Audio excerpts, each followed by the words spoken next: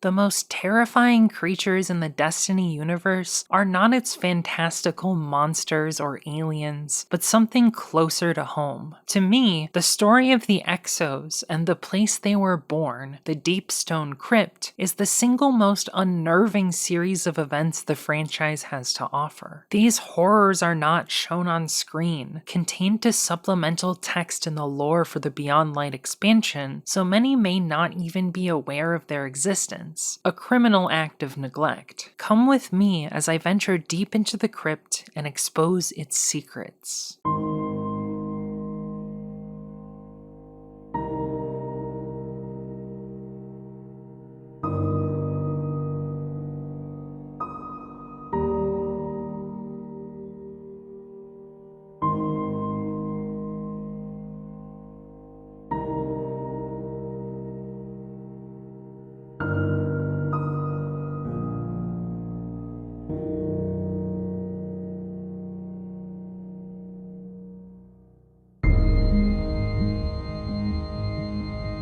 In Destiny, the Exos are a subspecies of humanity. Instead of inhabiting the typical flesh-based body of a naturally born human, they have artificial bodies. Each Exo has the conscious mind of a human in a vessel of metal and circuitry. They've existed since the launch of Destiny, but their origin remained a mystery until the sequel's Beyond Light expansion. What was clear from the dawn of the franchise were a few facts. 1. Exos were created, not born. Each Exo's mind came from a human who was born in a normal body via traditional means, who later elected to have their consciousness uploaded to a robot body. 2. Exo names follow a standard convention. They retain the name of their human, but with a suffix denoting the number of memory wipes they've received. If I was an Exo, the flesh iteration of me would be called Victoria 0. After my mind was uploaded to an Exo body, I would become Victoria 1. If I underwent damage that required my mind and body to be reset, I would become Victoria 2. If this happened a second time, I would become Victoria 3, and so on. 3. Exo Guardians, like their awoken and standard human counterparts, suffered a permanent death but were resurrected from the dead by one of the traveler's ghosts. Breaking from convention, they retained the name that they had from their last reset before they died, which is stored in their mechanical body's memory, unlike awoken or standard humans who usually gain a new name upon rebirth. The first 3 facts comprise the central knowledge most players knew, but for those who wanted to know more and learn the secrets and history of their robot companions, Destiny 1's lore hinted at the larger picture that would not be exposed until Beyond Light. However, it raised more questions than it answered. Something ominous was happening inside the conscious minds of the Exos. This is the tower where we were born, not the tower. Just a tower in a dream. The tower stands on a black plain. Behind the tower is a notch in the mountains where the sun sets. The teeth of the mountain cut the sun into fractal shapes, and the light that comes down at evening paints synapse shapes on the ground. Usually it's evening when we come. The ground is fertile. This is good land. We go to the tower in dreams, but that doesn't mean it's not real. Some of us go to the tower in peace. They walk through a field of golden millet, and a low warm wind blows in from their back. I don't know why this is, because the rest of us meet an army. You can ask others about Deepstone and they'll tell you about the army. They might confess one truth, which is this: we have to kill the army to get to the tower. Usually this starts barehanded, and somewhere along the way you take a weapon. Ask again, and if they're buzzed, they might also admit that most of us don't make it to the tower, except once or twice. None of them will tell you that the army is made of everyone we meet, the people we work with and the people we see in the street, and the people we tell about our dreams. We kill them all. I think because we were made to kill, and this is part of us that thinks about nothing else. Often, I kill people I don't know, but like most of us, I think I knew them once, in the time before one reset or another, when my mind was younger and less terribly scarred. So that is how we go back to the Deepstone Crypt, where we were born. This Grimoire card established the fourth and final fact about the Exos. Exominds are haunted by their origins. They all know they came from a place called the Deepstone Crypt, but few know its true location. The need to understand where they came from and why they were created took up the blank spaces between their thoughts and memories. Only ominous dreams hinted at that true purpose. Exos were created to be extraordinary killing machines, designed to be the perfect soldier, one who could keep fighting after they were severely injured. The bodies were not merely human, they were a mechanical upgrade. For years, those four facts made up most of what we knew about the Exos, until Beyond Light took players to that mysterious birthplace, the Deepstone Crypt, a black site designed for covert scientific research and experimentation, operated by Clovis Bray himself on Jupiter's moon Europa. To say Clovis was egotistical would be a gross understatement. He was a pompous and arrogant man, believing that he alone held the key for humanity's salvation. His journal lays out his life's purpose. I am going to be the Luca of all interstellar human civilization. It is a mistake to imagine that the greatest man, the god emperor of history, and the ruler of circumstances, whose influence reaches to the end of time, will live in the future, in the full flowering of human glory. That man lives now, at the tiny bottleneck before the vast explosion, when it is still possible for an individual's decisions to touch the entire species and set the course of all future choice. A NASA article by Keith Cooper on the search for the Luca defines the term in the following way. Around 4 billion years ago, there lived a microbe called Luca, the last universal common ancestor. This little microbe was the beginning of a long lineage that encapsulates all life on Earth. Clovis sought not to become the biological ancestor of all humanity, but its philosophical ancestor. He wanted to reshape humanity under his own moral image, convince his fellow species that his intimate thoughts and beliefs were of such grand importance that our successful colonization of the galaxy depended upon it. He wanted the recognition of being the architect of humanity's ideals before what Clovis saw as the inevitability of our expansion into the cosmos beyond the star where we were born.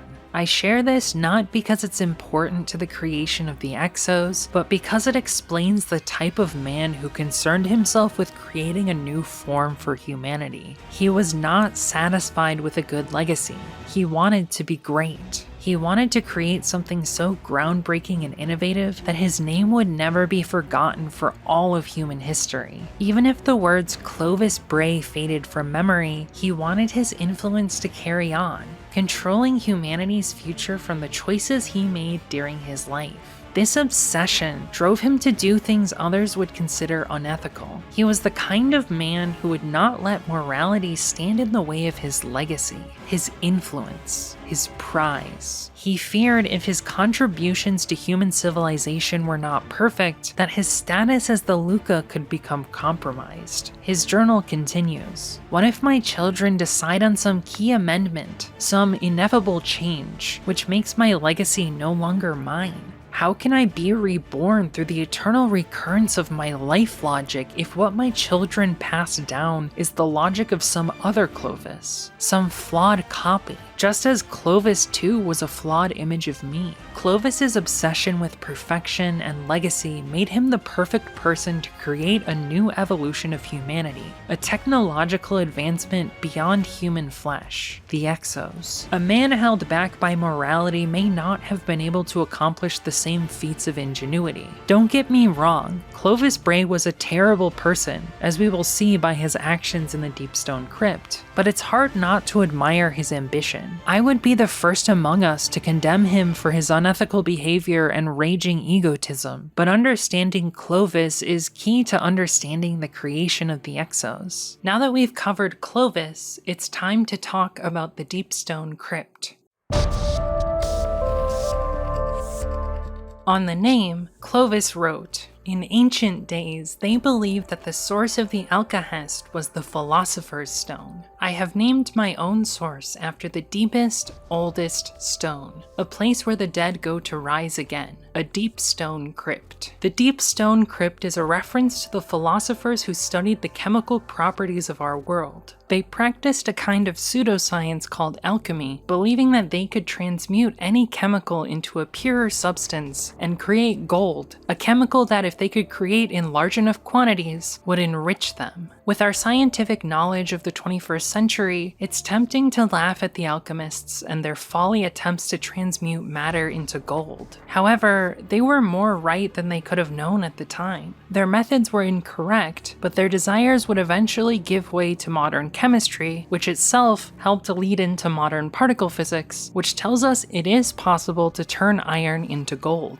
However, the energy required makes it impractical as a get-rich-quick scheme. Every element lighter than, and including iron, is forged by fusion in the core of a star, while everything heavier is formed by the explosions that occur at the end of that star's life when there is no more fuel left to create more iron. The alchemists were correct that you can transmute iron into gold. However, you can't do it with a simple process in a chemistry lab. Instead, you need the energy and gravity of a star, far more massive than the sun. We will get to the alchemy Clovis found in his deep stone crypt shortly, but I'm getting ahead of myself. To understand the alcahest needed to create an exomind, we have to return to the very beginning, the reason Clovis chose Europa for his experiments.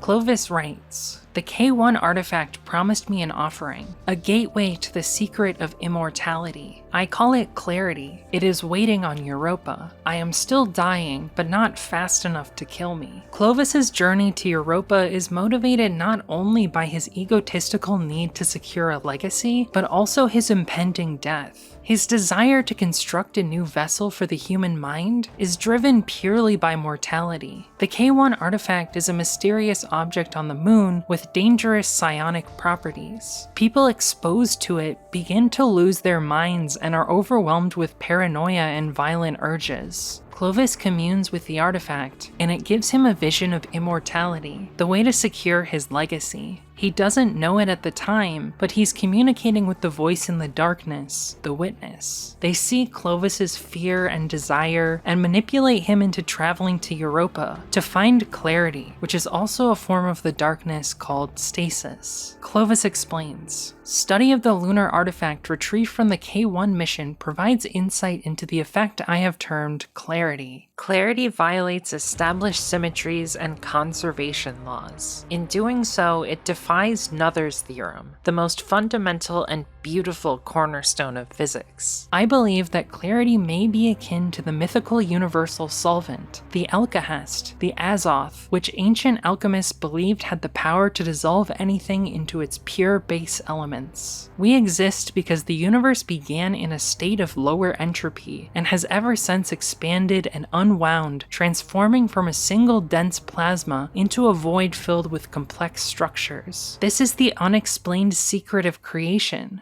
How did that original low entropy state come to be? What if clarity was responsible? What if there was some primeval chaos, some pre-cosmic entropy, which was soaked in clarity to reduce it to that first nucleus of all existence which issued the Big Bang? What if clarity's defiance of time reversibility makes it a fountain of cosmic youth, returning all that is burnt out and burnt down to its state before the fire? From Destiny's beginning, we were told about the forces of light and darkness, opposing aspects of the universe's magic, able to violate established laws of physics and create free will in a deterministic universe. The mythology of the light was the bedrock of Destiny's fiction, a life-giving force that allows people to be resurrected from the dead over and over, empowering its chosen to persist after numerous defeats. It was a force governed by a white sphere the size of a small moon called the Traveler. The darkness remained a mystery until its nature was cracked open in Beyond Light with Stasis and expanded upon in subsequent stories. We now know the darkness is governed by the opposite of the Traveler, a second orb called the Veil. It's become clear that in the Destiny universe, consciousness is a fundamental feature of the darkness. It empowers the minds of the universe's inhabitants, allowing them to observe themselves. The other fundamental feature is order. Where light is all about growth and change, dark is all about order and structure. It makes sense that in order to create a new vessel for conscious minds, you would need the physics-defying force of consciousness, the darkness. Clovis explains clarity as a paracausal force that defies the laws of physics, specifically Noether's theorem, which governs the universe's conservation and symmetry laws. As someone with a physics background, I have to give the Bungie writers respect here, because everything they explain in the discussion of clarity's physics is correct, which gives Clovis a sense of authenticity as a scientist. I haven't included the full quote because Clovis's discussion of the violation of Noether's theorem in the journal is somewhat incomplete and may give a misleading sense of the physics involved, although it is all technically correct. The actual physics is very complicated and not entirely solved. Upon learning of clarity's violations of conservation laws, Clovis speculates that it's an essential aspect of the universe that could return it to the state it was in prior to the Big Bang. It could become the fountain of youth sought by generations of humanity from conquerors to alchemists. The desire to cheat death and continue living forever is one of humanity's oldest and most fundamental parables. In his excitement about the nature of clarity, Clovis explains a theory about the cosmological evolution of the universe called the Big Crunch, which posits that after some unspecified amount of time, the expansion of the universe that began with the Big Bang will slow to a stop and reverse itself. In a Big Crunch scenario, this contraction culminates in the universe squishing into a similar singularity to the one that existed before the Big Bang. This would provide an explanation for what happened prior to and caused the Big Bang, which birthed our universe. Under the Big Crunch, cosmology is a cyclical process that repeats ad infinitum, going from singularity to inflation to contraction and then back to singularity. The Big Crunch has largely fallen out of favor with cosmologists, giving way to the current most widely accepted theory, the heat death, where the universe continues to expand until it's so sparse and spread out that there can be no more stars, only black holes, which cool and evaporate until the temperature reaches absolute zero over the course of eternity. Of course, both of these are merely hypotheses based on observations from a relatively narrow slice of the universe's history and size, so we do not have certainty on the cosmological fate of our universe. However, if we suppose the mainstream views on statistical mechanics and cosmology are largely correct, a substance like clarity or stasis would be the fountain of youth Clovis thinks it could be, because they could reverse the age of the universe by decreasing its total entropy. This would violate the inherent symmetries and laws of thermodynamics that would conspire to cause the heat death of the universe. Discovering a substance that could decrease entropy like clarity would be the single greatest discovery in the history of physics. Clovis searches for clarity on Europa and grows increasingly frustrated until he finds it. Clovis writes, "I found her! Clarity control. The mystery I was promised. Analysis of the surrounding ice suggests it arrived on Europa no more than 20 years ago, still well before I encountered the K1 artifact. How long have they planned my invitation? It's unsettling that clarity control, a darkness pyramid statue that has the power to control stasis, arrived well before Clovis even entered the picture. The witness likely was planning to send someone to find stasis at some point, and was plotting, waiting for the right person to manipulate into discovering the artifact. Clovis is a mere pawn in the plans of something much greater. He eventually realizes this. Clearly, we will not be moving clarity control like we did the K1 artifact. It reacted violently to the attempt. I have entered 19 casualties into the log, since 19 engineers from the Hanu team were caught in its reaction,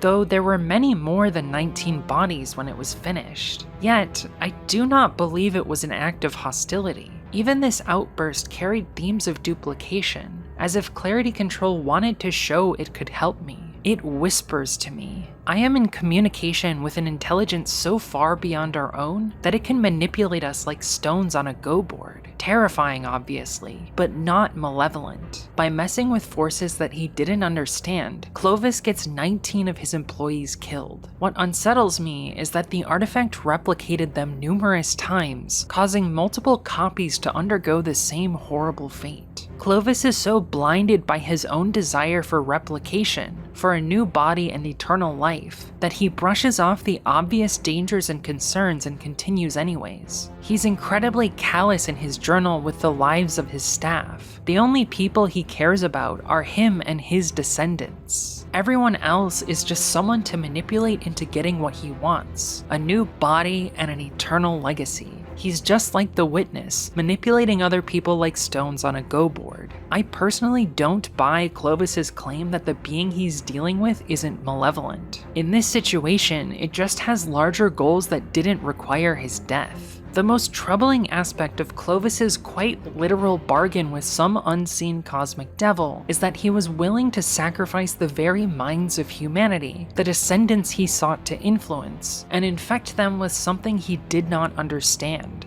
My Exos betray a distinct and fascinating influence. There is something speaking to them, something subtle and light-fingered, entangled with every aspect of their thought. Not a puppet master, nothing so direct. Rather, a texture, a tendency, buried in fluctuations of the alkahest. The minds of my Exos are like antennae, tuned to some otherworldly frequency. Through my scattered Exos, I can eavesdrop on the mutterings of the gods within. More than 3 years removed from the release of this lore, it's still unclear what purpose Clovis's gods within had for the creation of the Exos, which I find unsettling. What goal did the Witness have? Did they seek to manipulate humanity and make us easier to destroy via a Trojan horse? Did the Witness's grand designs for the universe, the final shape, the destruction of the Traveler and imposition of meaning upon a meaningless universe, require the existence of the Exos? If so, why would humanity need to escape our flesh vessels in order to bring about the desired conclusion?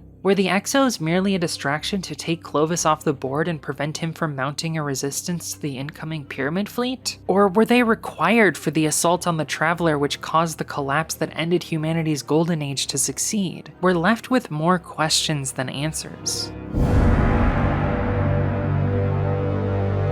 The major roadblock Clovis faced in his early attempts at creating Exos was consciousness. He continually tried to create a suitable artificial vessel for the human mind, but it would inevitably reject its host. The mind would crash until consciousness was lost. Human consciousness could not survive without a sufficient body. The mind scans of a human consciousness were not able to grow within the substrate Clovis initially provided. Their brains would get stuck in loops until they inevitably decayed into nothing. The major obstacle to a viable exomind is the loop billboard crash cycle. All cognition is embodied. The architecture of our minds is highly co-evolved with our physical form. In or out of simulation, only a truly synthetic AI can dissociate from the human body plan. Given the limits of simulation, we need to find synthetic immortality in the real world. The grail of Homo simulacra is an artificial body with an immortal human mind. Early attempts at uploaded consciousness were haunted by fears that the upload would suffer cryptic loss of qualia,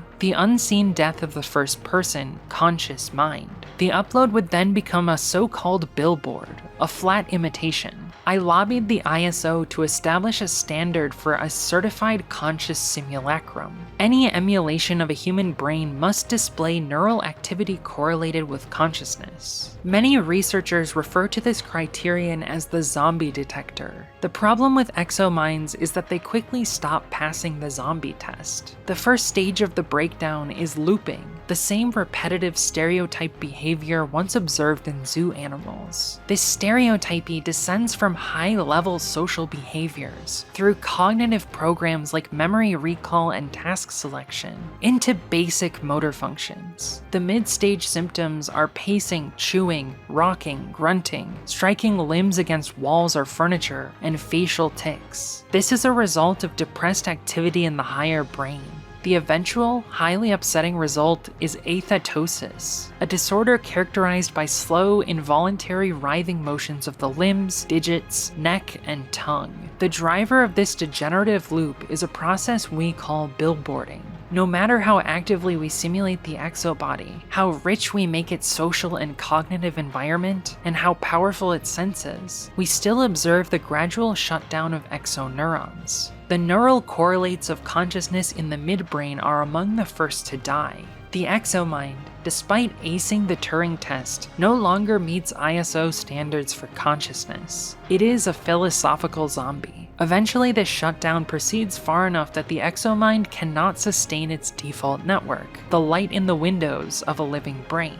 We roll the brain state back and try again, but the outcome is inevitable. Would we not be most ourselves if we never changed? If our future state was fully determined by our current state? I believe the human mind is engaged in constant self-correction. In order to filter out external causation that might disrupt our self-loops, the mind screens out errors by running a kind of constant checksum on itself. Perhaps this recursive self-checking is even the source of consciousness itself. Exominds, however, are immune to these natural sources of error. They are not messy enough. They do not suffer enough jitter, enough degradation. Without countervailing entropy, the very self-corrective processes meant to maintain the human mind calcify and kill it. I believe this is why the exominds fail. If the exominds are to be viable shelters against mortality, I must find a useful source of noise. Emulation of biological error will not be enough. The exomind is designed for total immunity to such fleshy noise after all. That source of error must be clarity, the effect generated by clarity control. Clovis came to believe that the properties of stasis, the ability to violate conservation laws and create a source of noise, would be the solution he needed to provide a host unstable enough for the biology of human consciousness. He was wrong. Stasis improved the resilience of exominds, but it didn't prevent them from eventually degrading. There was a second piece to the puzzle, one more alien and horrifying than even the darkness incarnate, the Vex.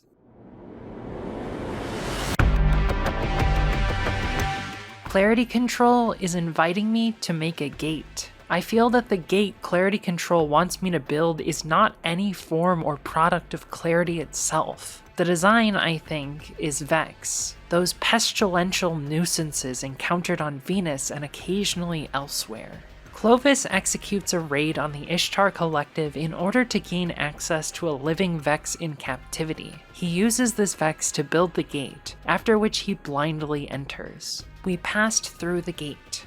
A curtain of blue-violet fire filled an entire half of the sky, pebbled with granules, seething with promontories and flares. We stood beneath a blue hypergiant, titan of suns, looming over all. It should have killed my human-bodied companions instantly, with peak radiance in the far ultraviolet. It would cook flesh, but the probe said it was, impossibly, safe for life. This rock is almost 13 billion years old, the geologist whispered. It formed with the very first generation of planets, less than 1 billion years after the universe was born.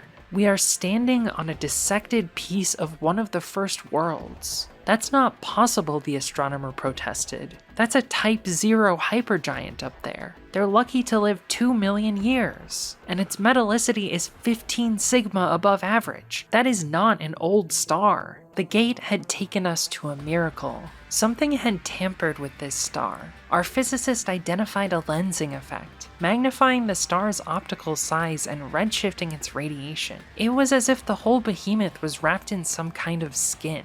But that was only the beginning. Our instruments identified glints of brighter light against the sunfire. They were orbiting mirror clusters. Above those cutting mirrors, rings encircled the star like garrote wires. These were particle accelerators, generating blades of electromagnetic force that stabbed down into the star's skin through photosphere and tachocline towards the core. They're stirring it, I realized, to pull metals out of the core and send fresh hydrogen down to fuse. Enormous portals dumped streams of hydrogen into the giant, replenishing its mass and fusion power. At this obscene size and brightness, this star should have gone supernova in less than the 2 million years it would take a single photon to crawl from the core to the surface. But with careful refueling, that supernova could be averted.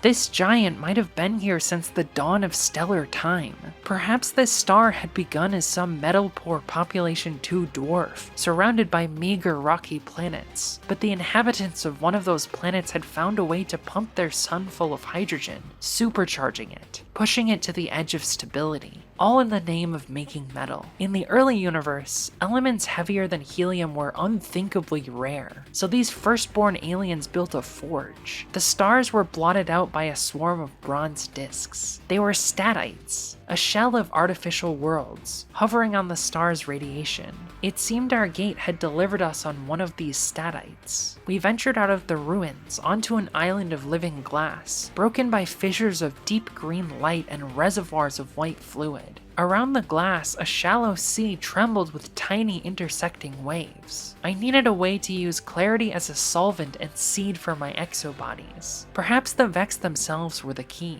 I dispatched teams to secure Vex samples. The portal takes Clovis to a Vex forge star, used to harvest metals from a hypergiant. This passage confirms that the Vex are a Type 2 civilization on the Kardashev scale, a famous exponential scale designed to classify the technological progress of civilizations. A civilization becomes Kardashev Type 1 once it's able to control and use all of the energy on a single planet. In real life, humanity has not even come close to Type 1. Type 2 escalates this to all the energy available from a single star. Type 3 requires the dominance of all the energy in an entire galaxy. The Vex are able to not only control the life cycle of this hypergiant star, they dope it to harvest heavy metals and appear to have constructed a kind of Dyson sphere, a shell completely surrounding the star that collects the energy it radiates and emits waste heat as light, generating the lensing effect. I know it's highly technical, but the engineering on display by the Vex at their forge star is exponentially more challenging than anything humanity has accomplished in the Destiny universe. As far as I'm aware, humanity never even became a Type 1 civilization at their zenith in the Golden Age. This should set off alarm bells in your mind, because it means the Vex have access to far more advanced technology than humanity and could possibly crush us. The only thing humanity has that the Vex lack is paracausal powers, which thus far have allowed Guardians to prevent a complete Vex takeover. In my mind, it is only a matter of time before the Vex devote their entire attention to humanity, which may spell our extinction despite our physics-defying powers. Not only do they possess technology on a truly cosmic scale, the Vex themselves are a mimetic hazard, with the potential to infect the mind and body of anyone they come into contact with.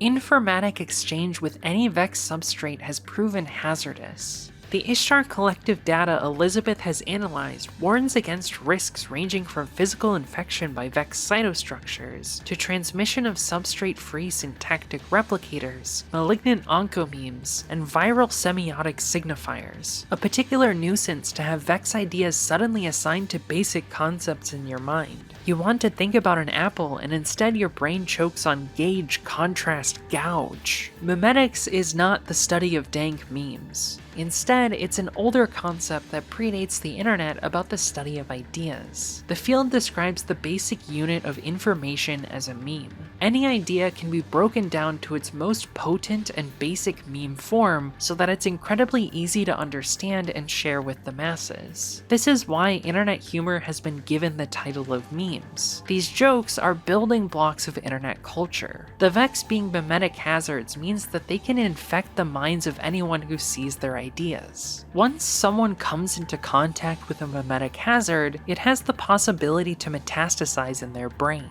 This concept has been explored explored in numerous places within science fiction, most notably the SCP stories, but it has merit in the real world. Information that is potentially hazardous to anyone who learns it is in essence a memetic hazard. There are many tangible examples in the real world, including learning the names of perpetrators of a criminal conspiracy, government corruption, or organized crime, which could lead to you being targeted by the perpetrators in order to avoid exposure. In this case, knowing a basic fact causes real danger to your life. Vex milk itself has cognitive properties that are alien to human minds. I note that the Vex milk, while computationally powerful, seems to avoid semiosis. That is, it prefers to mimic the actual dynamics of phenomena rather than assigning a symbol. This is a fundamental difference between Vex cognition and our own. We encode inputs as symbols, manipulate the symbols according to some set of logical rules, and produce output. The Vex are more direct. Burn them and they will extinguish the fire, not because they possess a symbolic knowledge of fire and its properties, but because their structure is so suited to adaptation and survival that the heat of the fire directly becomes the response required to snuff it out. Rather than encoding symbols, they generate self-sustaining and self-correcting patterns, which, like the suspension of a bridge under strain, can accept destructive input and produce reparatory output. When we are infected by Vex memes, as the Ishtar data warns against, I suspect that we are simply experiencing Vex patterns jumping from one substrate to another, recruiting our own brains and bodies as media for their spread. It is not hostility, it is simply their way of interacting with the universe. And is that transubstantiation, that migration to another substrate, not what I seek here on Europa? Perhaps clarity has been very generous indeed. The Ishtar researchers felt that this asymbolic mode of thought raised a disturbing possibility. The Vex might not communicate or interact with us by understanding our language, but instead by creating internal copies of our minds. They would prod and stimulate those internal copies to see how they behaved. And if they chose to destroy us, they learned how to do it by torturing and destroying those internalities. To be the enemy of the Vex is to be reproduced, experimented upon, and annihilated within their mind space. The realization that the Vex do not communicate via symbols, and instead literally simulate their enemies to learn how to defeat them, is horrific. It means that somewhere in a Vex mind, there exist simulated copies of humanity that the Vex fight over and over until they learn how to destroy us. To me, the potential threat the Vex pose is far greater than any other Destiny faction. They've been trying and learning how to extinguish our light from the moment they first came into contact with humanity.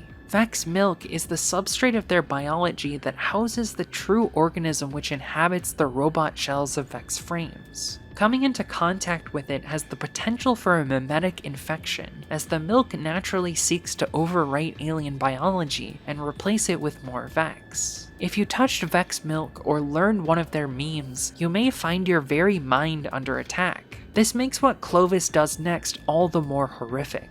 The Vex radiolarian fluid is obviously too virulent for use in Exominds, but if exposed to clarity, the Vex patterns break down, and the fluid takes on some of the properties of clarity itself, namely its reductive effect. Introducing a tiny aliquot of this reified clarity into an Exomind solves the loop billboard crash cycle. As far as I can tell, permanently. The combination of Vex fluid and clarity is the key to cybernetic immortality. Speculation. The interaction of clarity with its caustic anti-structural properties, and the Vex mind fluid, with its highly physicalized asymbolic architecture, creates a physicalized algorithm that can serve as a random seed for the knockouts required to sustain a viable Exomind.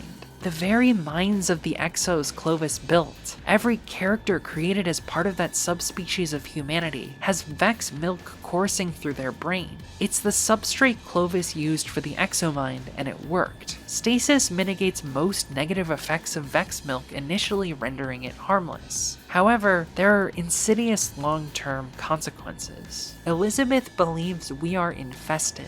She has detected Vex microstructures in the European ice. Somehow the Vex taint has followed us home from 2082 Volantis. The only possible vectors are my own Exos. It is the Vex resilience that lets them spread. Their immunity to the most dramatic subversions mean that they last long enough to build up a dose of more subtle and insidious infiltrators. The Exos are intrinsically robust. The seed of clarity within them has natural anti-Vex properties. Whatever taint they contain must therefore be a residual human weakness, resident in their legacy architecture. So we will simply purge that architecture. I will plan a simple extension of the memory wipes already used to fight dissociative rejection. In fact, I intend to create a noetic immune system in the Exomind to trigger memory wipes when certain classes of informatic hazard are detected. The Vex use the Exos and Clovis's reckless experimentation with their biology as the beachhead for an infestation of Europa with their memes. Instead of reacting with alarm, Clovis uses this information not to question his behavior, but as the catalyst to create a noetic immune system for the Exos, resulting in Clovis's mind wipe system as a failsafe to prevent Vex infection from progressing too far in the Exomind. It's incredibly disturbing that this was necessary. If the inherent structure of the vessel for your mind had an infectious disease buried inside it that could become critical at any moment, it would be terrifying. Humanity shares this defect with Exos. It's called cancer and is actively suppressed by our immune systems. The development of cancer in humans is an indication not that cancer has suddenly sprung from nowhere, but an indication that the immune system has finally failed to suppress potentially cancerous cells. Cancer is a numbers game. As you age, you continually roll the dice each time your cells divide. There's always the possibility that your cells incorrectly copy enough genes into the daughter cells, creating a cancerous mutation that could end your life. One would hope that leaving your flesh body behind would allow you to be free from the threat of cancer. However, Clovis has traded biological cancer for the mimetic and potentially even more horrifying cancer of the Vex. Clovis eventually discovers that he has sacrificed his own human body in his dealings with the Vex. He's developing numerous Vex tumors, attempting to reconstruct his body into Vex biology, much like the character Asher Mir from the Red War campaign.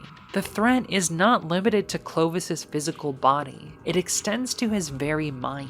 I have been haunted for some time by a suspicion that M. Sundaresh is not who she seems. I recognized her names from the Ishtar Collective team studying the Vex, but I have no record of ever hiring her, and if I had, I would certainly have noticed. Therefore, I remain convinced that the Collective cracked the problem of simulated human consciousness long before I did. I have considered how M. Sundaresh herself would have been an invaluable source, yet I cannot locate any work done by her from before our first expedition to 2082 Volantis. Nor does Elizabeth recall an M. Sundaresh from our expedition group. Then who else could she be? A Vex infection? It is unthinkable. The Vex cannot generate conscious persons, but they can emulate human minds they encounter, and perhaps even use them as tools, infiltrators, carriers. Clovis's work group is infiltrated by Maya Sundaresh, but not the original Maya from the Ishtar Collective, a Vex replication of her that they use for espionage and to conduct a campaign of psychological warfare against Clovis. This extends beyond normal reality and into Clovis's very mind.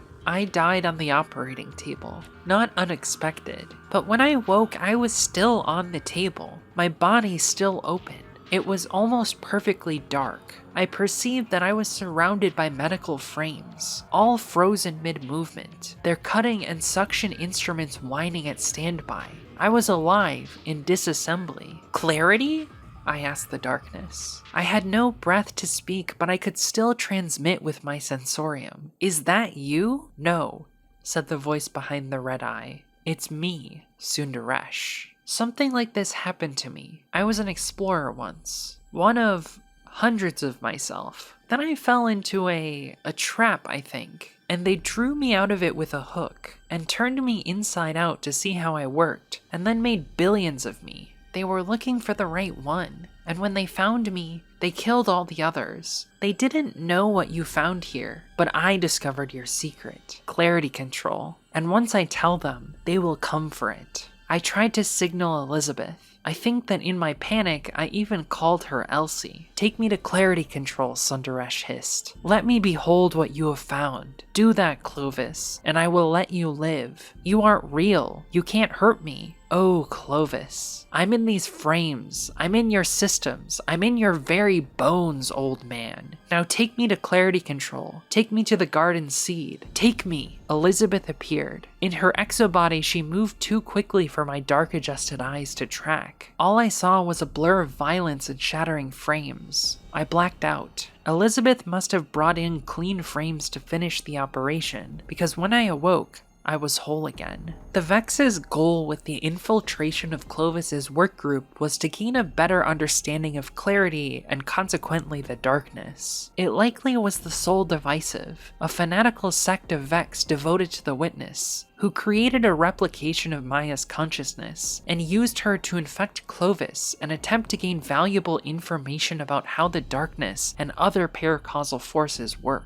They wanted to co-opt the one tool humanity has that they do not possess. They wanted a paracausal force so that they could finally overpower us. Clovis, in his blind arrogance, played right into their hands and almost gave up humanity before the opening moves in the game against the Vex had even been played. Elizabeth takes a very strong stance against the Vex after she learns of the extent of the infiltration. The Vex are a threat to your lineage. Not just to the Brays or Braytech, but to the existence of any human in any possible future. I tracked down Maya Sundaresh, the real Maya, not the Vex parasite in your bone marrow. She confirmed my worst fears. The Vex will not rest until every star has been crushed into a black hole, and every newborn cosmos filled with more Vex. And in the unending array of their enslaved cosmos, they will simulate all possible pasts and fill those with Vex, so that all things that have ever lived or might ever live will experience infestation and consumption and torment by the silica nightmare. And in those devoured simulations, the simulated Vex will use our flesh as host for yet more nested universes, full of yet more nested copies of us, eternally tormented by yet more Vex.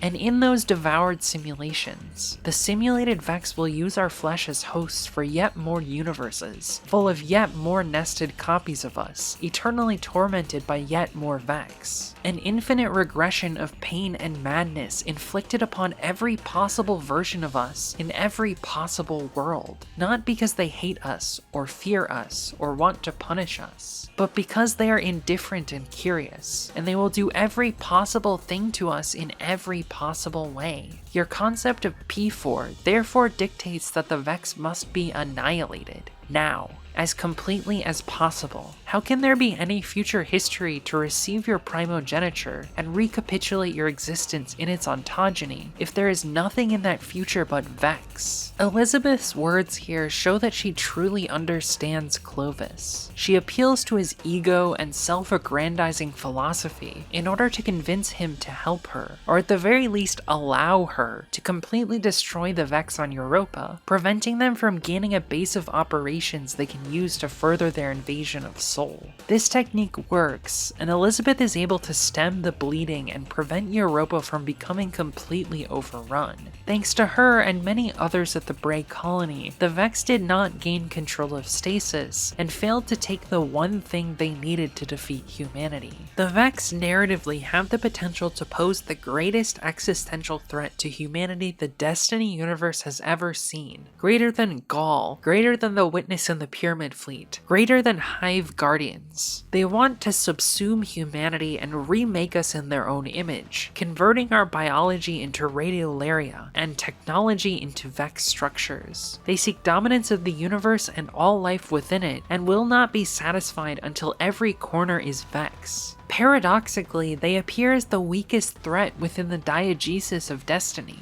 This is because they're so alien and inhuman, it's hard for the writers to make the threat feel real and understandable. It's easier to be threatened by something we understand and can empathize with, rather than something alien and completely inhuman. The Ludo narrative of the Destiny games makes the Vex feel weak because we fight them over and over and know their behavior. Why should the next goblin, hobgoblin, minotaur, hydra, or wyvern be scary when we've defeated them 1,000-fold? For cosmic, non-personified entities like the Vex, familiarity is the death of terror. The reluctance to personify the Vex and take away that inhuman horror serves to kneecap their narrative potential. I want to see the true dominance of the Vex on display in the ludo-narrative of the gameplay. I want to travel to Volantis to look upon their engineering marvels and despair. I want to feel like the Vex have placed their entire attention on humanity and seek to destroy us at all costs. The Vex are not threatening unless they display their engineering prowess directly upon those we care about.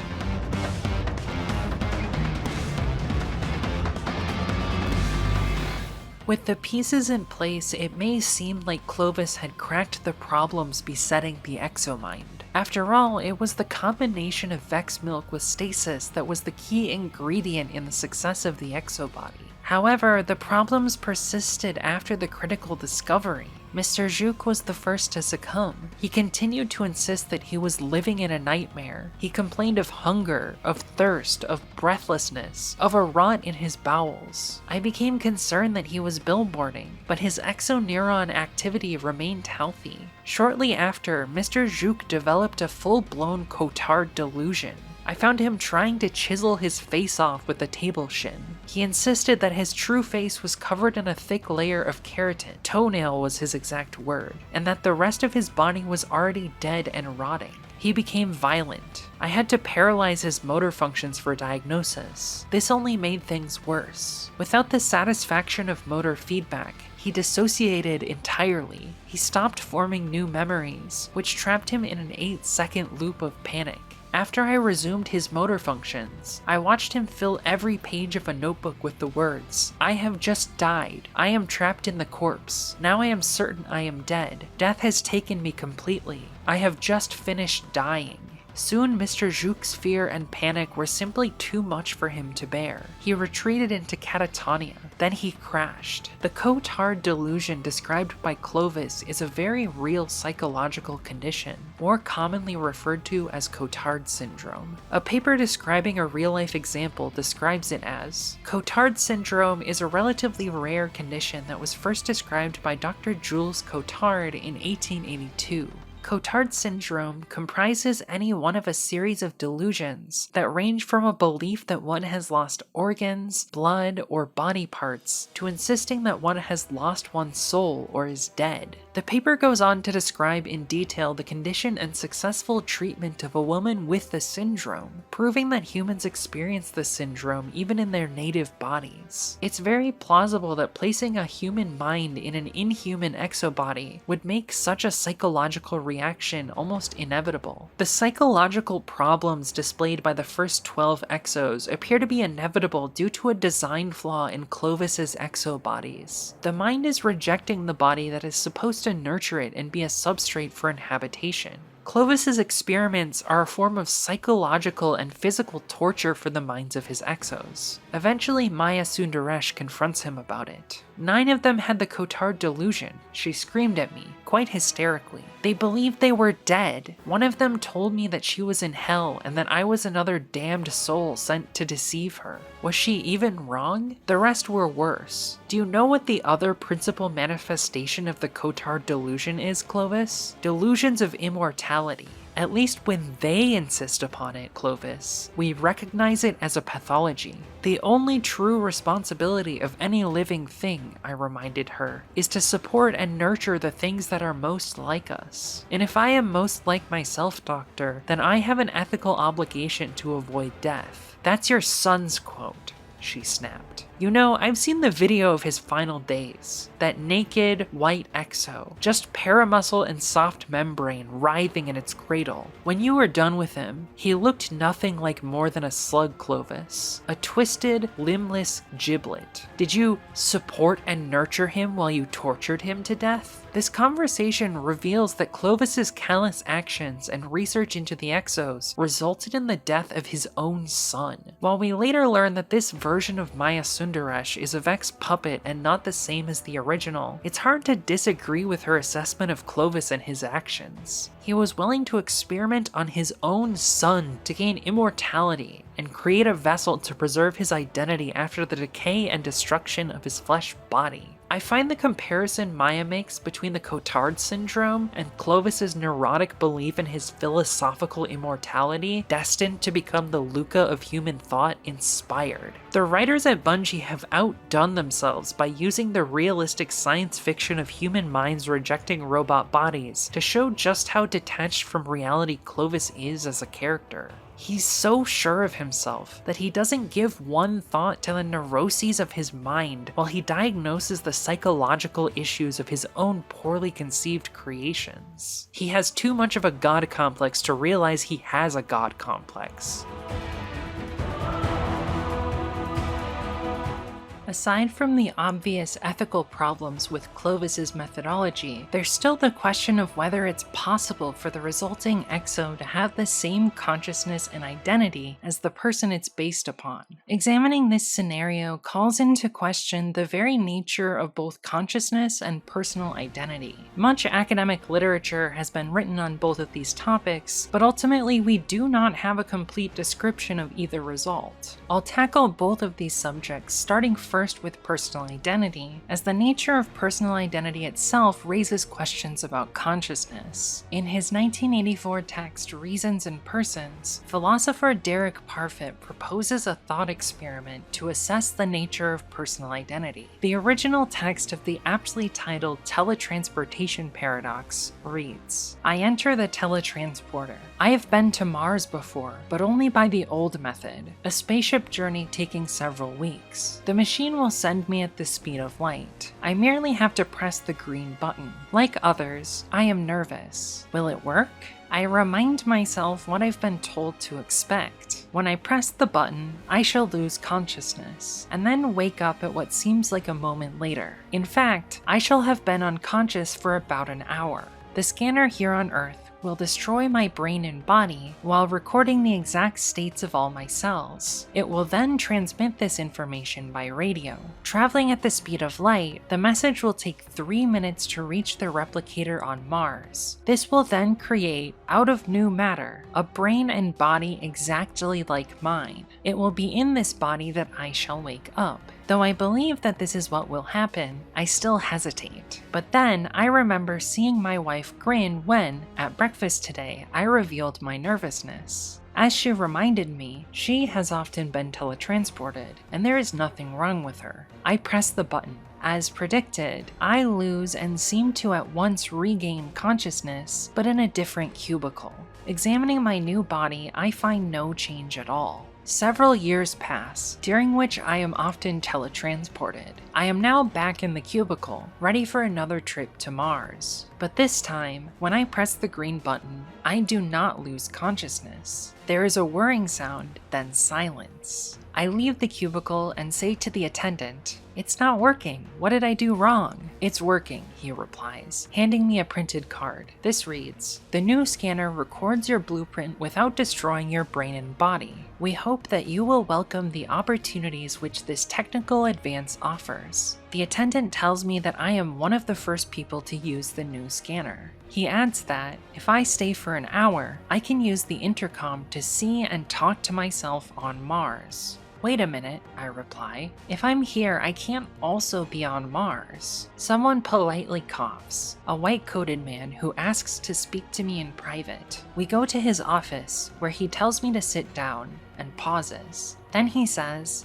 "I'm afraid that we're having problems with the new scanner. It records your blueprint just as accurately, as you will see when you talk to yourself on Mars, but it seems to be damaging the cardiac systems which it scans. Judging from the results so far, though you will be quite healthy on Mars, here on Earth you must expect cardiac failure within the next few days." The attendant later calls me to the intercom. On the screen, I see myself just as I do in the mirror every morning, but there are two differences. On the screen, I am not left-right reversed. And, while I stand here speechless, I can see and hear myself, in the studio on Mars, starting to speak. Parfit uses the teletransportation paradox to frame a discussion on personal identity because it's evocative of the quandary of identity. Upon an unnatural destruction, transportation, and reconstruction on Mars, it's logical to wonder if the person who emerges from the teleporter shares the same personal identity as the one who entered it. At first,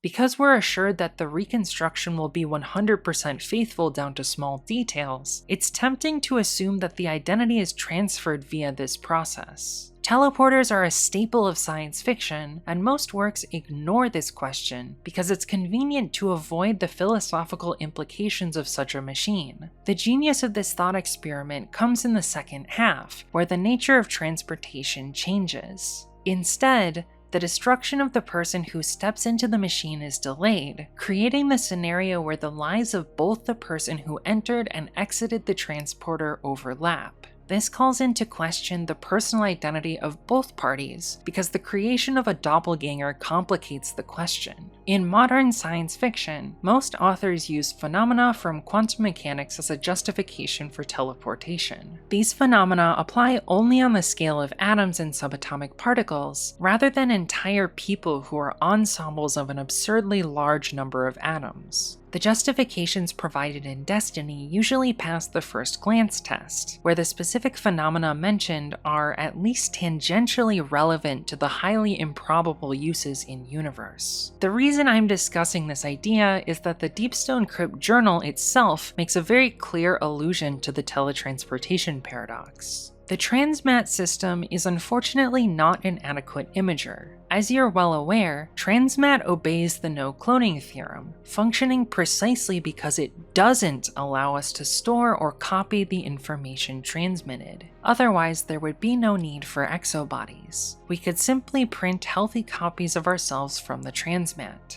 In-universe, the creation of the Exos was necessitated by Destiny's writers sidestepping the teletransportation paradox and problem with personal identity, using the no-cloning theorem as a convenient justification. No-cloning is a theorem in quantum mechanics that simply says you're unable to perfectly replicate an individual quantum state without destroying the original. Think of it like the cloning version of teletransportation, except instead of people, we're talking about subatomic particles. The two versions may seem to have variable plausibility, as for many people the concept of seeing their doppelganger makes cloning teleportation feel less plausible than no cloning teleportation, because in the first example there is no overlap between the lives of the original and the clone. However, just because the cloning version of teletransportation seems less plausible than the already difficult to believe no cloning version, doesn't mean that the philosophical implications provide no value. After laying out the teletransportation thought experiment, Parfit says, "What can we learn from this imaginary story? Some believe that we can learn little. This criticism might be justified if, when considering such imagined cases, we had no reactions. But these cases arouse in most of us strong beliefs. And these are beliefs, not about our words, but about ourselves. Even if we consider a fictional story, Parfit believes that our reactions tell us something valuable about our beliefs. I agree with this idea completely. Our emotional reactions to impossible scenarios provide us with useful information about the nature of our psyche. It's why I spend so much of my limited free time analyzing fictional media. Fictional media is important to me despite being false, because the emotions it causes to arise in me are very real. Parfit explains the difference between the two teletransportation scenarios as follows. In simple teletransportation, I am destroyed before I am replicated. This makes it easier to believe that this is a way of traveling, that my replica is me. At the end of my story, my life and that of my replica overlap. Call this the branch line case. In this case, I cannot hope to travel on the main line, waking up on Mars with 40 years of life ahead. I shall stay on the branch line, here on Earth, which ends a few days later. Since I can talk to my replica, it seems clear that he is not me, though he is exactly like me. He is one person and I am another. When I pinch myself, he feels nothing. When I have my heart attack, he will again feel nothing. And when I am dead, he will live for another 40 years. In the cloning scenario, these two identical people share two extremely divergent fates. A later thought experiment proposed by Parfit explores the scenario where these two people live on for an extended period and are allowed to diverge substantially from each other. Parfit justifies the second thought experiment with results in neuroscience that display that the two hemispheres of a person's brain seem to behave independently when their connection is disrupted. This creates the possibility of a person dividing into multiple selves who do not share the same experiences and gradually diverge as a result of the impacts of those separate lives. Parfit calls this thought experiment my division. If it's possible for a person to divide and multiple copies of their body complete with their memories and desires to coexist independently, we naturally will question whether one, both, or neither could be said to have the same personal identity as the original person. Attempting to answer this question requires a complete understanding of what exactly personal identity is. Parfit proposes several possible mechanisms for personal identity. The first is called the physical criterion, which Parfit explains as the physical criterion. 1. What is necessary is not the continued existence of the whole body, but the continued existence of enough of the brain to be the brain of a living person. X today is one and the same person as Y at some past time, if and only if 2. Enough of Y's brain continued to exist and is now X's brain, and 3. This physical continuity has not taken a branching form. 4. Personal identity over time consists in the holding of facts like 2 and 3. Those who believe in the physical criterion would reject teletransportation. They would believe this to be a way not of traveling, but of dying. The second mechanism described is called the psychological criterion. The psychological criterion. 1. There is psychological continuity if and only if there are overlapping chains of strong connectedness. X today is one and the same person as Y at some past time if and only if 2. X is psychologically continuous with Y. 3. This continuity has the right kind of cause. And 4. It has not taken a branching form. 5. Personal identity over time just consists in the holding of facts like 2 to 4. Certain philosophers use these criteria to explain personal identity as a kind of object that exists separately from the body. The most famous examples are the Cartesian ego or the religious soul. Parfit discusses these ideas at length and ultimately rejects both the physical and psychological criteria because they result in logical contradictions when held in conjunction with his various thought experiments. Parfit calls the belief that personal identity is a real fundamental fact that is measurable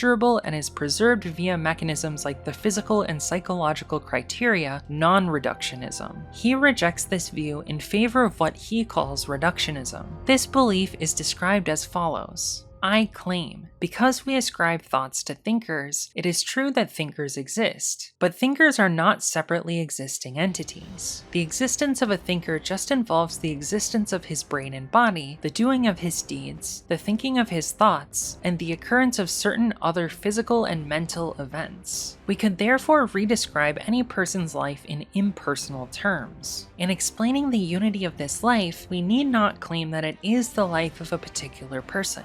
We could describe what, at different times, was thought and felt and observed and done, and how these various events were interrelated. Persons would be mentioned here only in the descriptions of the content of many thoughts, desires, memories, and so on. Persons need not be claimed to be the thinkers of any of these thoughts. He also explains, if we accept a reductionist view, we shall believe that the identity of such a thing may be, in a quite unpuzzling way, indeterminate. If we do not believe this, we are probably non-reductionists about this kind of thing. When it comes to the teletransportation paradox itself, Parfit describes the fundamental question of personal identity in the following manner. In one of the outcomes, I am about to die. In the other outcome, I shall live for many years. If these years would be worth living, the second outcome would be better for me. What is judged to be important here is whether, during these years, there will be someone living who will be me. This is a question about personal identity. On one view, in this kind of case, this is always what is important. I call this the view that personal identity is what matters. This is the natural view. The rival view is that personal identity is not what matters. I claim what matters is relation R, psychological connectedness and/or continuity with the right cause. Since it is more controversial, I add, as a separate claim, in account of what matters, the right kind of cause could be any cause. Parfit first answers the question of which person in my divisions should retain the original identity in the following manner. There is nothing more to personal identity than the holding of relation R. In nearly all of the actual cases, R takes a 1-1 form. It holds between one presently existing person and one future person. When R takes a 1-1 form, we can use the language of identity. We can claim that this future person will be this present person. In the imagined case where I divide, R takes a branching form. But personal identity cannot take a branching form. I and the two resulting people cannot be one and the same person. Since I cannot be identical with two different people, and it would be arbitrary to call one of these people me, we can best describe the case by saying neither will be me. After this answer, Parfit is able to provide a substantive answer to the question of personal identity in any teletransportation scenario. Once we see that teletransportation could produce many replicas of me who would be different people from each other, we should deny that I would in fact wake up on Mars even if they make only a single replica. Parfit goes to great lengths to provide an argument via numerous thought experiments on the nature of personal identity and explore objections to the various views he presents. I'm very receptive to Parfit's theory of reductionism and find his arguments convincing. Before reading Reasons and Persons, I was already predisposed to agreeing with reductionism, which is why Parfit's logic feels correct to me. I would encourage anyone listening to seek out the book and form your own opinions on the nature of personal identity, because the concept is fascinating and difficult to nail down. Where I disagree with Parfit is on the conclusion we draw after we disprove the fiction of personal identity. I argue it would be cruel to deny the identity of both branches of the complex teletransportation situation because it would induce psychological distress. The important consideration is the impact upon the two resulting people. When I explained this position to my girlfriend, she pointed out that my position on personal identity is extremely similar to Alan Turing's position on consciousness. In his 1950 paper, Computing Machinery and Intelligence, Turing proposes something he calls the imitation game, a test where a computer and human compete to convince a judge that they are conscious. The human's goal is to convince the judge that they are the human, and the computer's goal is to sufficiently imitate the human to the point where the judge is unable to determine who is who. You may be more familiar with this test under its modern name, the Turing test. On the implications of being unable to distinguish whether a human or machine is conscious, Turing writes, "According to the most extreme form of this view, the only way by which one could be sure that a machine thinks is to be the machine and feel oneself thinking. One could then describe these feelings to the world, but of course no one would be justified in taking any notice. Likewise, according to this view, the only way to know that a man thinks is to be that particular man. It is in fact the solipsistic point of view. It may be the most logical view to hold, but it makes communication of ideas difficult. A is liable to believe A thinks but B does not, whilst B believes B thinks but A does not. Instead of arguing continually over this point, it is usual to have the polite convention that everyone thinks. I believe it's important to be polite to all parties and treat them as if they have the personal identity they believe they do, should questions of personal identity arise in the real world. Personal identity is not what matters in the hypotheticals of philosophy, and it's entirely coherent to claim that it does not exist. However, it's something that matters psychologically to the very real people who exist in our world. Even if Parfit's argument is logically true, the truth does not matter if it makes it impossible for the resulting people to live. I reject Parfit's view that relation R is what matters and personal identity does not, in favor of a third idea, empathy. Empathy for the humans involved is what matters regardless of the veracity of the claim. Parfit believes that we should change our behaviors and deny the existence of personal identity in our everyday decisions. He believes that personal identity does not matter. My belief is that personal identity is a fiction, no different from an untrue story or a thought experiment like the Teletransportation Paradox. However, just because it's a fiction doesn't mean that it doesn't matter to us as people, because as we have just demonstrated, there are many fictions that matter a great deal to many people. I disagree with Parfit because false ideas can have very real impacts on the real world and real people. Parfit delivers what I see as the killing blow to his own thesis at the end of the very chapter he proves it true. I suspect that reviewing my arguments would never wholly remove my doubts. At the reflective or intellectual level, I would remain convinced that the reductionist view is true. But at some lower level, I would still be inclined to believe that there must always be a real difference between some future person's being me and his being someone else. Something similar is true when I look through a window at the top of a skyscraper. I know that I am in no danger, but looking down from this dizzying height, I am afraid. I would have a similar irrational fear if I was about to press the green button. Those irrational emotions of fear and doubt are what makes us human. Derek would have us deny the personal identity of real people in the real world because of a rational argument, but many people's emotional and irrational minds will never fully accept that identity doesn't matter, even if that's logically true. That's because a life without identity and uniqueness, without the ability to stand out, is psychologically devastating to most people. Derek doesn't share this stance and claims to be liberated by the revelation that personal identity doesn't matter. If reductionism makes him happy, I truly think that's wonderful. However, the core problem with the argument is that it presumes a logical moral framework that's cold and calculated without the important irrationality of human emotion. No human is truly free from emotion, and no emotion is purely rational. It's cruel to try to use a rational argument to invalidate someone's very real emotions.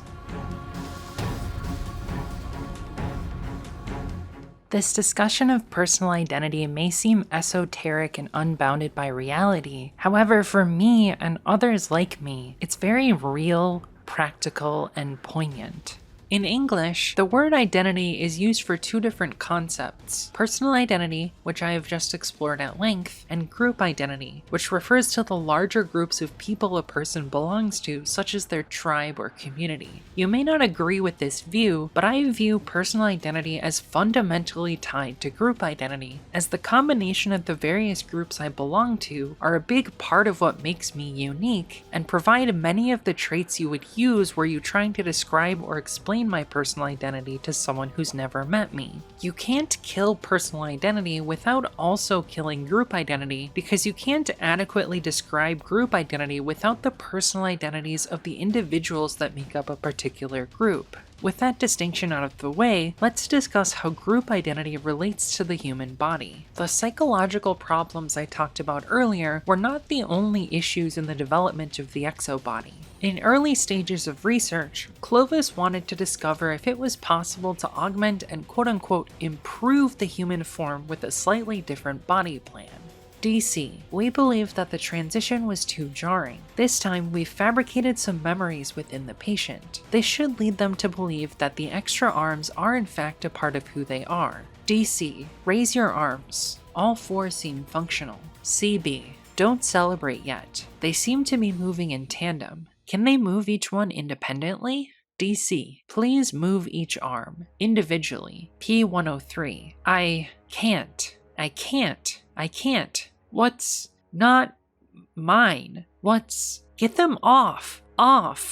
Screaming. The tests were obviously a failure, leading Clovis and his researchers to realize that it's necessary for a human mind to be placed in a body that closely resembles the one our minds evolved to inhabit. Even wiping someone's memory would not remove the fundamental instincts of the human mind, the reactions and ability to instinctively control its body using the network of nerve cells distributed throughout. Even if those nerve cells were replaced with a synthetic alternative, the mind would reject a body plan that that's too different from what all of its memories remember controlling. These horrible experiments call to question why somebody would agree to be experimented on with only the possibility of success at implanting their consciousness in a human body. Clovis himself refused to be scanned and placed in an exo until the technology was mature and he could be certain he would survive. Even though he was dying and he knew his body wouldn't last much longer, Clovis resisted the urge to be scanned immediately, not trusting his scientists to figure out the problem of implanting a human consciousness in a robot body without him. I would argue the reason people agreed to the experiments was desperation. Imagine the situation. You're dying of a terminal disease caused by the flesh of your native body. If you remain in the flesh you were born with, you will certainly die a slow and painful death. However, if a respected scientist came to you with the opportunity to have your consciousness preserved and uploaded to a new body, it might be tempting to roll the dice on continuing to live in a new body if the exo technology succeeds. After struggling to get human minds to stop rejecting robot bodies, Clovis does what he should have in the first place. I called in a team of psychologists to interview the next cohort of exos and make recommendations. It was obvious to them that the root of the problem lay in the deficient exobodies I had supplied. They never needed to eat, drink, breathe,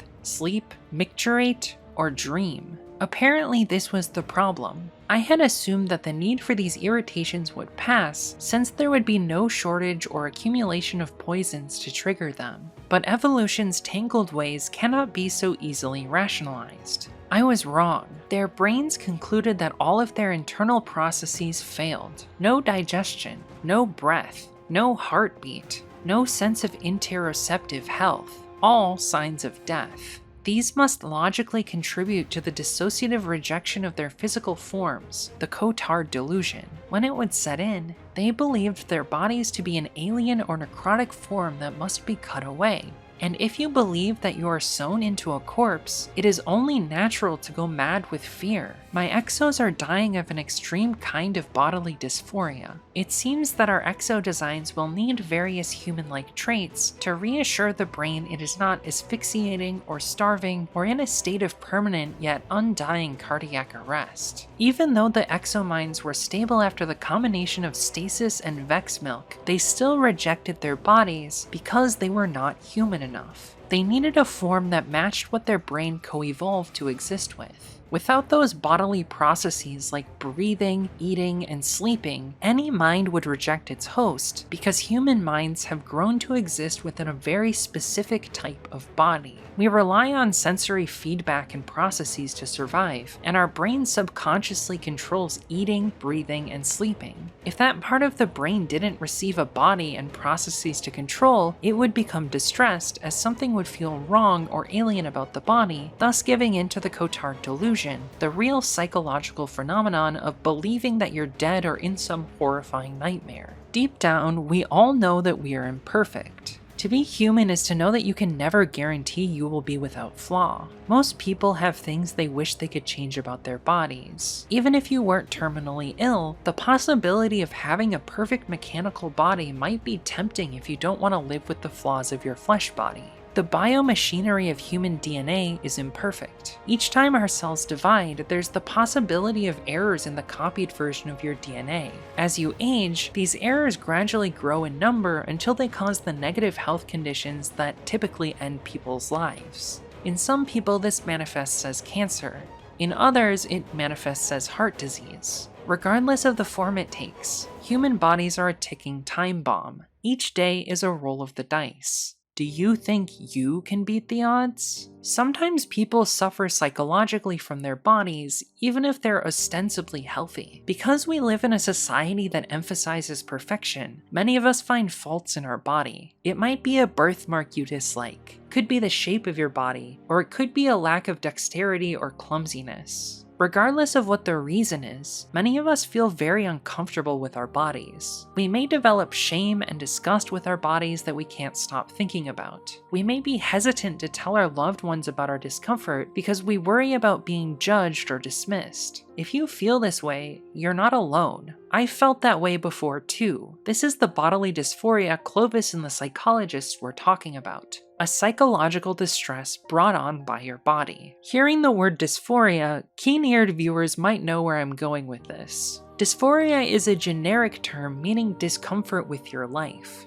As I alluded to previously, there are many possible types of dysphoria. However, the kind I'm most familiar with, and the kind that seems to be most talked about in this context in our society, is gender dysphoria. Trans people are all too familiar with the dilemma faced by the exo test subjects of Clovis Bray. Gender dysphoria is the pathological term for a discomfort with your body due to a misalignment between the sex of your body and your internal experience of gender in your mind. The exact cause is unknown, but also irrelevant. If someone is experiencing chronic gender dysphoria, it doesn't matter what caused it. What does matter is helping them alleviate that discomfort so they can be as happy as possible. Gender dysphoria is a complex topic which is controversial among the trans community. The term gender dysphoria was invented by psychologists to describe trans people and attempts to pathologize the trans experience in terms of a medical model of gender. Some trans people are uncomfortable with the term because it defines our existence in terms of pain and discomfort rather than joy and happiness. This has given rise to the antonym of gender dysphoria, gender euphoria, which is used to describe the feeling of joy you get when your gender is affirmed. Cisgender people get to experience this on a regular basis because society is set up to affirm their gender at all times. Trans people may be used to chronic gender dysphoria, so when we experience euphoria, it can be much more intense and impactful when it occurs. The closest analog to that experience is finally having a glass of water when you're extremely thirsty, but in a psychological way. I also need to mention that not all trans people experience dysphoria, but their experiences are still valid. The unifying feature of trans people is gender euphoria from having your gender affirmed, not the presence of dysphoria. However, many medical and legal transition processes are gatekept and require people to claim gender dysphoria in order to access that care, which is unjust. Adults should be able to make informed choices about their body and shouldn't need to jump through hoops to have a doctor or legal system respect their intimate wishes and desires. One of my favorite examples of media about coming to terms with your imperfections and love yourself is Celeste. Celeste is a 2D indie platformer following a girl named Madeline's journey up a mountain. In order to reach the summit, she needs to overcome her own insecurities. These difficulties are personified through her reflection, a second version of herself that she sees in the mirror and who fights against her as she climbs. Eventually, Madeline learns to work together with her reflection, and they're able to summit the mountain. The story is fairly simple but incredibly powerful. Climbing a mountain is a very difficult, physically and emotionally taxing endeavor. If you're not in the right state of health and mind, it can be difficult and can even result in death. In Celeste, the mountain is a metaphor. Exactly what it represents can vary depending on your interpretation, but I see it as a struggle with self-esteem and gender dysphoria. In the Farewell DLC, it's revealed that Madeline is a transgender woman. This makes a lot of sense because the entire story is about struggling with the person you see in the mirror. It also has heavy themes of depression and anxiety. These issues are very common struggles for trans people who struggle to cope with the reality of living in a body that makes them unhappy. I played Celeste after my transition was well underway, but it was still incredibly impactful for me. The difficult, bordering on punishing platforming emphasizes that overcoming your own self-esteem issues is incredibly difficult but is possible. In the end, Madeline is able to find joy in her life, showing that you can find happiness and comfort in your body, even if it's as challenging as climbing a mountain. Somewhat ironically, Celeste was instrumental in helping its lead developer discover their gender identity. In a 2020 article released on her website, Madeline Thorson writes, "During Celeste's development, I did not know that Madeline or myself were trans. During the Farewell DLC's development, I began to form a hunch. Post-development, I now know that we both are. It's inspiring to see an artist create something meaningful that helps them overcome their own personal struggles. There's something incredible about catharsis, the ability of art to invoke emotions in people that allows them to cope with their feelings. Part of the reason I like writing essays about media is that it's a form of catharsis for me. Writing is the most satisfying way for me to process my emotions and come to an understanding. This essay in particular is something I've been thinking about for months. I personally prefer to think about my gender and transition in terms of euphoria because it helps me stay positive and focus on the happiness I'm getting from my transition instead of the chronic psychological pain I'm running away from. Exos feel very grounded in reality to me because they embody the trans experience. I know from my own experience that if a conscious human mind is placed in a body that doesn't match what their brain needs, it can be incredibly distressing and can almost result in death. Until I started transitioning, I was barely living. I was chronically unhappy and couldn't imagine a future where I could tolerate my existence. When I finally gathered the courage to transition, it was incredibly overwhelming. It was a tedious multi-year process, but each new step made me happier. It didn't solve all of my problems, but having people in my life affirm my gender, living as myself 24/7, changing my legal documents to reflect my reality, and undergoing medical treatments to mitigate my sources of dysphoria all made my life worth living.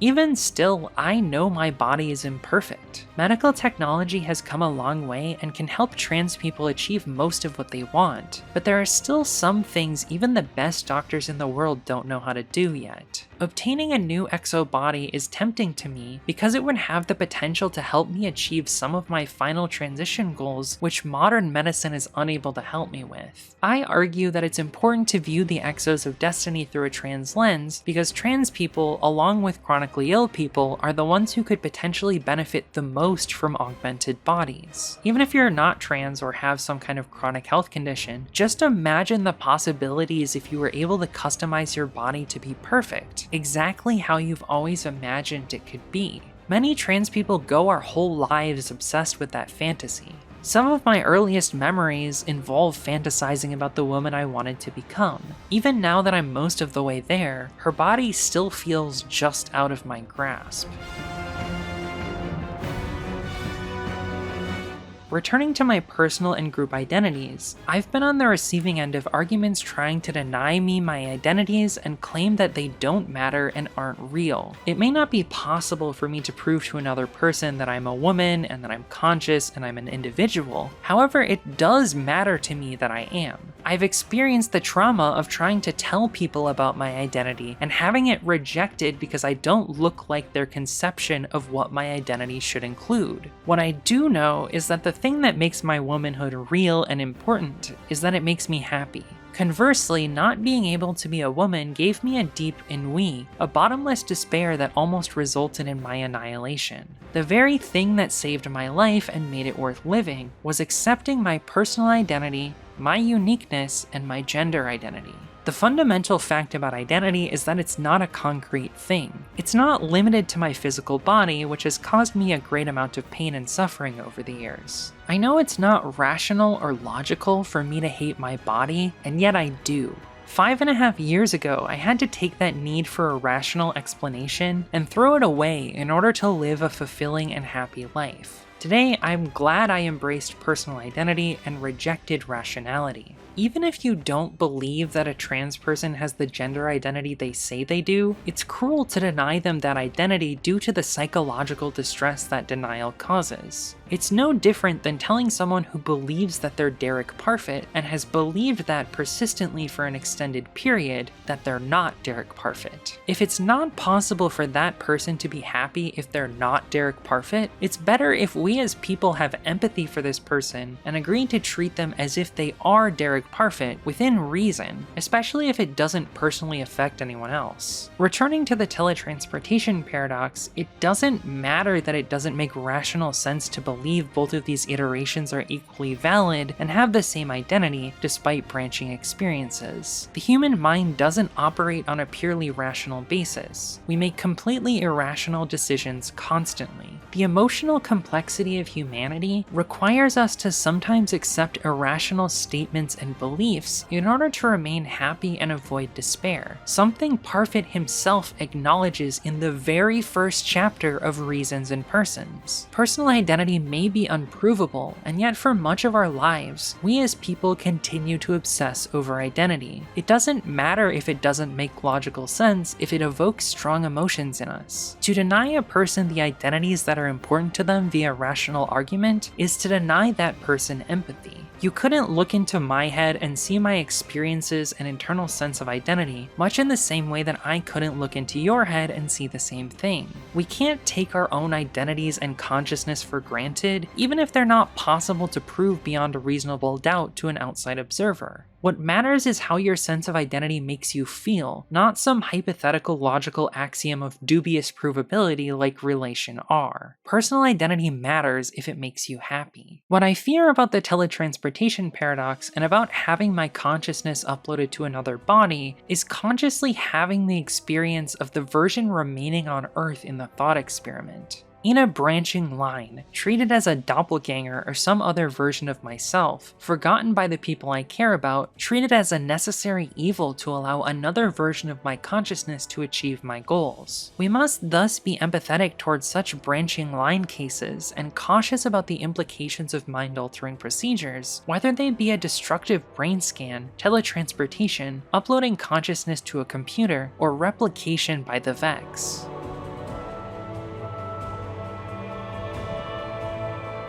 Even if an exobody would be my dreams come true, I'm still hesitant to say that I for sure would agree to have one. How would I know with certainty that the new exo would be the same consciousness that currently inhabits my flesh body? How can I be sure that it wasn't some automaton who was convinced they were me but wasn't truly conscious? Even if the exo was conscious, what if my flesh body was still alive somehow, creating a branch line case? Is it possible that I could become duplicated by the process of creating an exo, resulting in two people who claim to be the real me? It could be psychologically painful to try to ascertain who should take over my former life, the exo or the human. As demonstrated by the teletransportation paradox, personal identity breaks down and begins to lack meaning in the situation where there's a truly faithful doppelganger. Beyond Light sidesteps this philosophical quagmire by stipulating that the brain scan required to upload consciousness to an exo is inherently destructive and fatal. For reasons of fidelity, the only perfect and lossless brain scan is also a destructive one, a fatal one, but I dare not make the leap into a new body until I know that body works. And so far, the exobodies are universally fatal. Of course, this is fiction, so we don't know for sure if this would hold in a possible real-life scenario. There are numerous questions that would need to be answered if such a technology was to become possible. Our lack of knowledge about what causes consciousness further complicates the matter. We don't have a satisfactory way to determine if a being is truly conscious. The Turing test attempts to solve this problem, but is imperfect. Even if a mind is able to convince other humans it's conscious, that doesn't necessarily ensure that it truly has consciousness. Many people have become convinced that chatbots like ChatGPT are sentient, but so far we have no reason to believe that they are.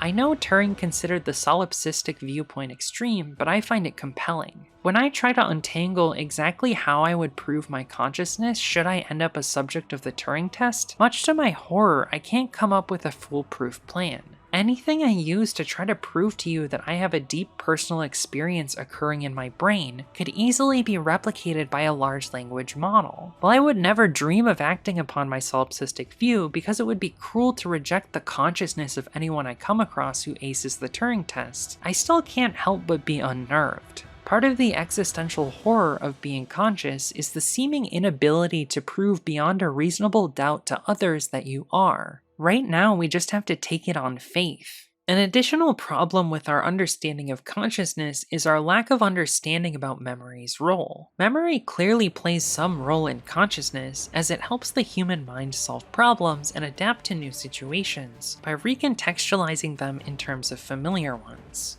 However, people are able to survive and remain conscious without all of their memories. Humans regularly develop amnesia but maintain consciousness, such as having too many drinks and becoming blackout drunk, or taking medications for sleep like Ambien. Even if we lose all of our memories, it's possible to stay conscious. This means the formation of memories is not a central component of consciousness. However, the ability to recall existing memories does appear to be at least somewhat involved to a dubious extent. Clovis writes, I became so tired of answering the questions asked by new Exos. What had happened to the scanning clinic? How long it had been? Would I let them see their families? That I began inducing retrograde amnesia before spin-up. Interestingly, this seems to have improved their resilience against Exomind rejections. From now on, we will block access to pre-upload episodic memory.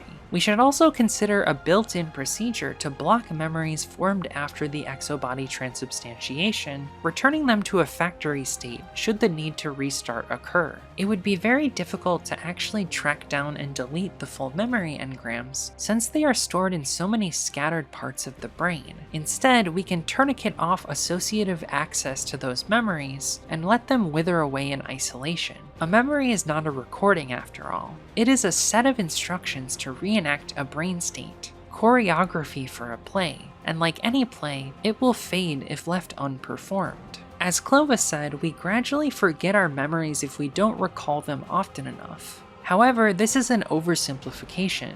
I know from personal experience that it's possible to have memories that you're seemingly unaware of, but are deeply impactful and important once they're finally recalled. The most important example from my life is my gender identity, which I repressed to the degree that I could legitimately claim that I had no idea I wasn't cis. However, once I was left alone with my thoughts, my mind would wander back to my gender, and in a way, I kind of knew I was trans from a very young age, but didn't know how to reconcile that reality with the gender script I had been conditioned to follow from a young age, which was very confusing and distressing.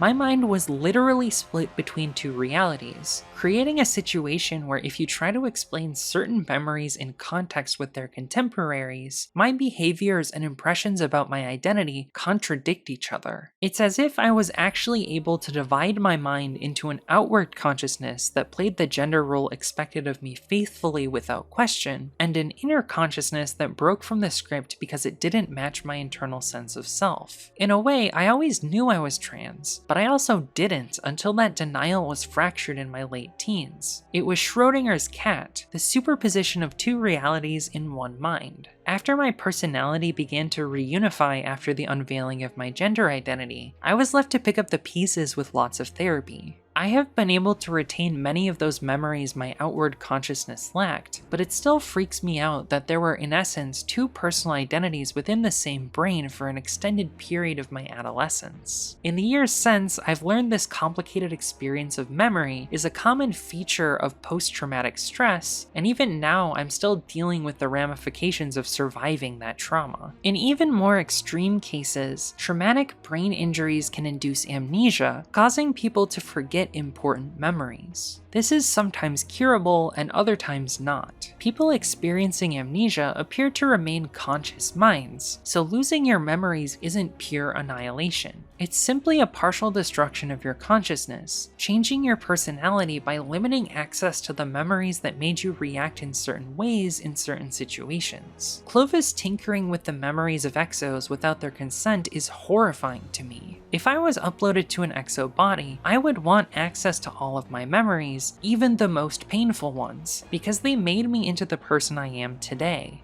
The only time I would even consider voluntary selective amnesia would be if said memories made it nearly impossible for me to survive, which is what happened in the case of my gender identity and other related childhood trauma. Even then, suppressing those memories was a maladaptive coping mechanism that destroyed my mental health until I finally acknowledged them. In the fiction of the Destiny universe, this amnesia helps Exominds survive, so Clovis devised the naming scheme we discussed at the beginning. After each memory reset, we will increment their suffix by 1. If we 0 index the original human body, then Mohammed 0 is the human, Mohammed 1 is the Exo, Mohammed 2 is the same Exo after one reset, and so forth. As each version of Mohammed has different memories and experiences, it makes me question whether or not they're the same Mohammed. Derek Parfit would claim they are not, even though I agree they're not the same person by virtue of significant experience changing your personality. I still am sympathetic to the idea that they might share some semblance of personal identity. If it was important to Mohammed 2 to regain their memories and use them to claim the identity of Mohammed 1 and Mohammed 0, I would not deny them that experience. In a way, human minds are constantly evolving. Even without amnesia, we still change as we go through new experiences. Our brains become a ship of Theseus, with the memories used to construct our personality gradually being removed and changed one by one, like the wood planks of the ship that are replaced one by one until none of the original material survives. After enough time, are we still the same person? I personally don't think of myself as the same person I was 5 years ago because I've experienced many things that have changed my perspective.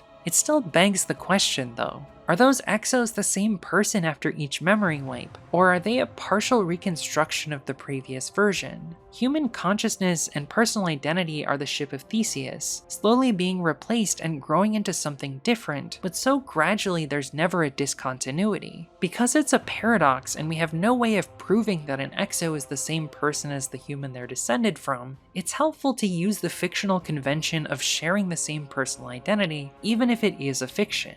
Once the technology matured, Clovis used the fact that his granddaughter, Elsie Bray, was going to die of the same genetic disease that her father suffered from to convince her to become an Exo. Because Elsie was wise to Clovis's machinations and knew that his experimentation resulted in the death of her father, Elsie would not accept inhumane treatment. Clovis had to change tactics and placate her via the appearance of ethical behavior. I promise I won't conduct any brain scans. If we're ultimately going to transubstantiate you, we'll wait until I'm certain the Exobodies are safe, and I vow to obtain your full consent. Even Elsie serves more as a final beta test of the technology before Clovis is satisfied enough to jeopardize his own safety via a new Exobody and mind. This is despite his rapidly declining health over the course of the project, which is in a substantially worse state than his granddaughter's. Elsie reluctantly agreed after she saw the technology worked. She saw becoming an Exo as a way to keep living, to become a stranger, but persist into the future without dying. Clovis writes, she requested a destructive scan and upload to an Exobody. She wanted the fortitude of the Exomind to help her battle against the Vex. I immediately assented. The scan was flawless and, of course, fatally toxic. My granddaughter's human form died on the table 14 hours later. To spare any distress, I never allowed it to regain consciousness. A natural process. Clovis tries to comfort himself by insisting that refusing to allow Elsie's human body to regain consciousness was natural. The way he describes the death of his granddaughter's physical body, the one she was born into, is cold, uncaring, and callous. He shows no remorse for his actions because he lacks the moral character to understand the impact of his actions upon others. He shows a complete lack of empathy. Clovis truly is a monster. Luckily for him, Elsie 1 was a success, so he didn't have to reckon with the possible consequences of his actions like he did with his son. Artificial bodies and minds are horrifying to me because they expose the fundamental uncertainty inherent in being a conscious being. It's not possible to know with certainty if another person is conscious, and it's not possible for them to know that you're conscious. Many people falsely believe the Turing test is a foolproof way to assess consciousness, but it's not. It's a test that shows us how easy it is for a robot to convince us that they're human, which further demonstrates how it's impossible for us to know if an artificial intelligence has consciousness. If we don't understand the true nature of consciousness in humans, we have no hope of understanding it in a mechanical mind. Like Turing, I believe empathy is important, so I default to assuming consciousness because it's evil to deny another being's humanity, regardless of whether they were born or made.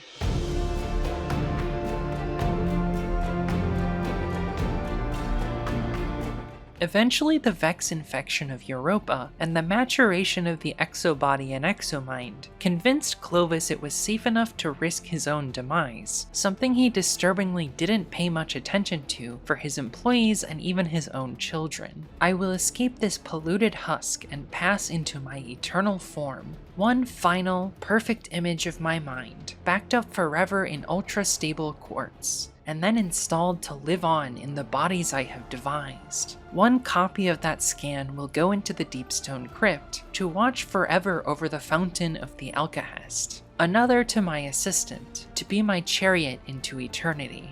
Clovis's last entry in the journal betrays his hubris. He thought he was so special and so important that he needed 2 copies of his mind, one to oversee the Deepstone Crypt, and another to live his own life. Instead, nothing went to plan. The Vex corruption of Europa reached a critical point after Clovis was uploaded into his Exobody. He joined Elizabeth's battle against the Vex and sacrificed his mind, undergoing 42 resets to stave off corruption and ultimately save Europa. In the end, he decides to shut off the Crypt AI and be reset one last time. "You're sure about this? This is the last of the radiolarian fluid, you know," she says. "Many of the souls we lost at the hands of the Vex and the terror of Clovis were gone for good. But we managed to bring a few back, got them all off-world. Now it's just us, soon to part ways forever." I get her apprehension. Elsie finally gets a grandfather worth her time, and now I'm about to get a fresh reboot. She deserves to know why.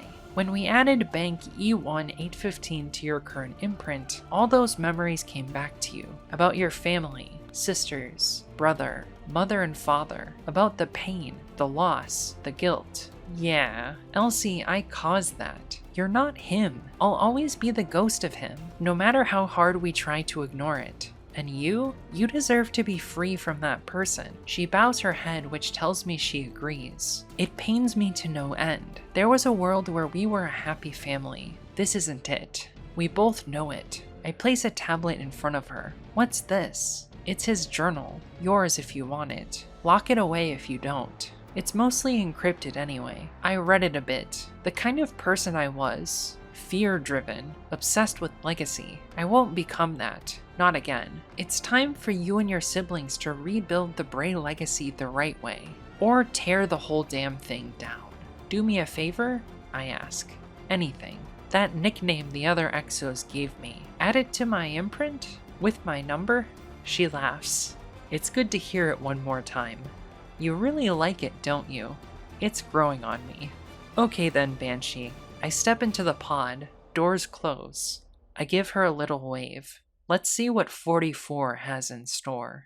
In the end, Clovis 43 realizes his mistakes and obsession with legacy, deciding the best course of action is to put the legacy in the hands of his grandchildren. He decides to forego his legacy, wipe his memories, and become a new person named Banshee 44, something that's only possible because of the exo technology he invented. In a way, this Clovis is a different person from the one who lived inside his human body. He's able to see past his flaws and do something positive with his life. Clovis's creations at the Deepstone Crypt persisted until the events of the raid, where House Salvation took control of the site and were only stopped by a fire team of guardians. In the process, the original orbital platform Clovis set as a failsafe to obliterate Clarity Control in order to prevent it from falling into enemy hands was deactivated by the Guardian, who instead allowed the station to crash into Europa. The Deepstone Crypt became open to all, and Clovis AI could no longer keep it away from prying eyes. His legacy fell to ashes, the Exos who were created during the Golden Age being the only aspect that survives aside from derelict research sites. But it's far less than Clovis hoped.